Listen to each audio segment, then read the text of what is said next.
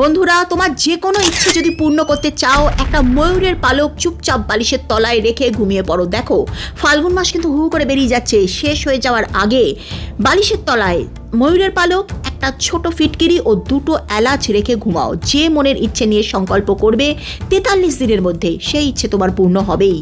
তবে ময়ূরের পালক কিন্তু দুটো কিনতে হবে। একটা যে কোনো সোমবার প্রথমে তোমার বাড়ির সামনে যে শিব মন্দির আছে সেখানে দিয়ে এসো, আর দ্বিতীয়টা তুমি নিয়ে এসে ভগবান শ্রীকৃষ্ণের চরণে অর্পণ করে বালিশের তলায় রেখে দাও। ময়ূরের পালক 1 জীবনে স্ট্রেস, অ্যাংজাইটি, টেনশন, ডিপ্রেশন কমায়। 2 দুর্ঘটনা বা কোনো ফাঁড়া থাকলে সেই বিপদ থেকে পার পেয়ে যাবে। 3 জন্মকুণ্ডলিতে কোনো গ্রহদোষ থাকলে সেটা খণ্ডন করে।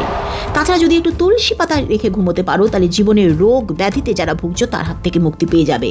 যদি একটা কয়েন বালিশের তলায় রেখে শুতে পারো, আর পরের দিন ওই কয়েনটা কিন্তু বাড়িতে রাখা চলবে না, কোনো গরিব মানুষকে দিয়ে দিতে হবে। আর এটা যদি করতে পারো, ম্যাজিকের মতো তোমার এই রেমেডি কাজ করবে। যারা দীর্ঘদিন ধরে ধার দেনাতে ডুবে আছো, বা টাকা বাইরে আটকে আছে, বা ভালোবাসার মানুষকে ফিরে পেতে চাইছো না, অর্থনৈতিক সংকটে ভুগছো, জীবনের টোটাল ভাগ্য পরিবর্তন করে দেবে। জাস্ট বিশ্বাস নিয়ে করে দেখো।